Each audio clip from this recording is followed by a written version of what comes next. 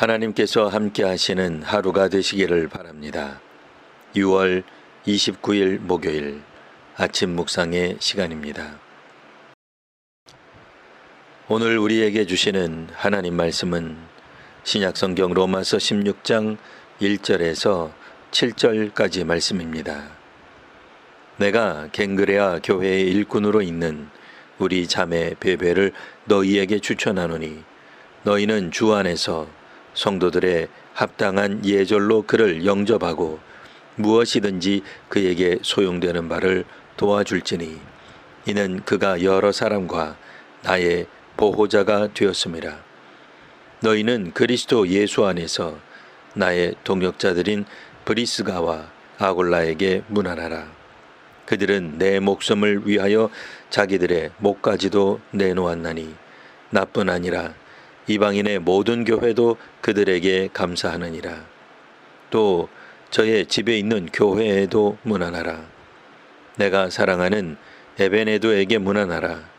그는 아시아에서 그리스도께 처음 맺은 열매니라.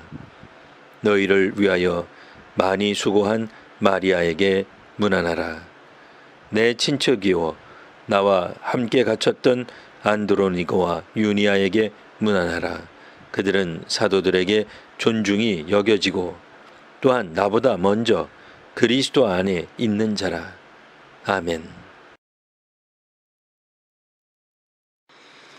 바울 사도는 혼자서 사역을 한 것이 아닙니다. 오늘 본문에서처럼 바울은 많은 사람들을 추천하고 소개합니다. 먼저 바울의 편지를 가지고 간 사람은 베베라는 갱그레아 교회의 일꾼이었습니다. 여기서 일꾼은 오늘날 집사로 번역될 수 있으나 당시에는 사역자에 가까운 의미였습니다. 베베는 갱그레아에서 여러 사람과 바울의 보호자였습니다. 즉 경제적으로 여러 사람과 바울을 섬겼습니다. 이제 바울은 그녀를 자신처럼 생각하고 영접해 주길 로마 교회에 부탁을 합니다. 그리고 바울 사도는 로마 교회 성도들이 문안할 여러 사람들을 소개합니다. 먼저는 브리스가와 아굴라입니다. 브리스가와 아굴라는 로마에서 모든 유대인을 추방했던 49년 이후 고린도에 머물게 됩니다. 그때 51년에서 2년경 사이 사도 바울을 만나 복음을 배우고 함께 장막 짓는 일을 하며 사역을 하였습니다. 이들은 바울이 떠난 이후에도 고린도에 남아 아볼로를 불러 복음을 확실하게 가르쳤고 고린도 교회가 성장되었습니다.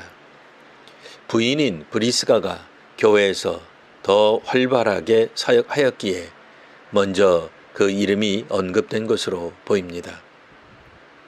바울은 이들을 예수 안에 있는 동역자라 묘사하였습니다. 이들은 바울과 복음을 위해 목숨 걸고 섬겼고 이를 비유대인 교회가 감사하고 있다고 하였습니다. 브리스가와 아굴라 집에는 가정교회가 있었습니다. 당시 이 교회에는 그들에게 속한 식구와 하인들 및 외부인 성도들이 있었을 것입니다. 바울은 아시아에서 그리스도께 처음 맺은 열매인 에베네도를 소개합니다. 그는 에베소에서 회심한 후 당시 로마에 이주해 있었던 것으로 보입니다. 바울은 자기 친족인 안드로니고와 유니아를 소개합니다. 이들은 바울과 함께 투옥된 적이 있었습니다. 이들은 다른 사도들에게도 존중받고 있었으며 바울보다 먼저 예수를 믿었고 초기 예루살렘 교회 구성원이었습니다. 오늘 읽은 구절 외에도 바울은 여러 사람들을 소개하였습니다. 그 중에 아벨레라는 인물도 나옵니다. 아벨레는 아리스토블로의 권속으로 소개됩니다. 아리스토블로는 믿지 않는 유대인이며 헤롯 대왕의 손자입니다. 그리고 아벨레는 그 집의 권속, 즉 그 집에 속한 사람인 노예나 일꾼이었습니다. 13절에는 루포와 그의 어머니도 소개됩니다. 루포의 아버지는 구레네 사람으로 예수께서 골고다로 끌려가실 때 십자가를 대신 진 인물입니다. 바울 사도는 26명의 로마 교인들에게 인사를 전하고 5개의 가정교회를 언급하였습니다. 로마 제국의 수도에 있는 이 교회는 이방인과 유대인이 섞여 있었습니다. 남자와 여자의 이름이 나오고 있고 노예와 자유인들의 이름이 나옵니다. 경제적으로 또 사회적으로 지위가 높은 사람들도 나옵니다. 이처럼 로마 교회는 다민족, 다계층의 사람들이 섞여 있었습니다. 당시 세상에는 신분과 인종에 따른 차별이라는 장벽이 있었지만 교회에선 차별을 넘는 연합이 있었습니다. 이제 로마 교회는 모든 민족에게 복음을 전하는 선교적 사명을 위해 일치와 화해를 경험할 필요가 있었습니다. 바울 사도는 유대인이지만 이방인 성도의 도움을 받기도 하고 이방인 성도를 존경하기도 합니다. 바울 사도는 이방인의 사도로 수많은 이방인 교회를 개척하였고 그중 어떤 교회는 예루살렘 교회를 돕는 헌금을 하기도 하였습니다. 주 안에서는 인종과 신분 차이로 차별받지 않습니다.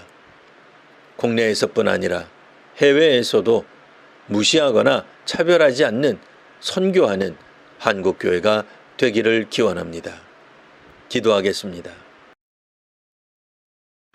하나님, 바울 사도 주변에는 유대인, 비유대인 성도 모두 다양한 인종이 있었음을 읽었습니다. 부자도 있었고 노예도 있었습니다. 하지만 이들 모두 주 안에서 그리스도의 몸된 교회의 한 지체임을 배웁니다. 오늘 우리나라 교회들이 빈부나 교단적 배경과 관계없이 서로를 존경하게 하옵소서. 선교지에서 현지 성도와 교회를 존경하는 한국교회 선교가 되게 하옵소서. 예수님 이름으로 기도합니다. 아멘.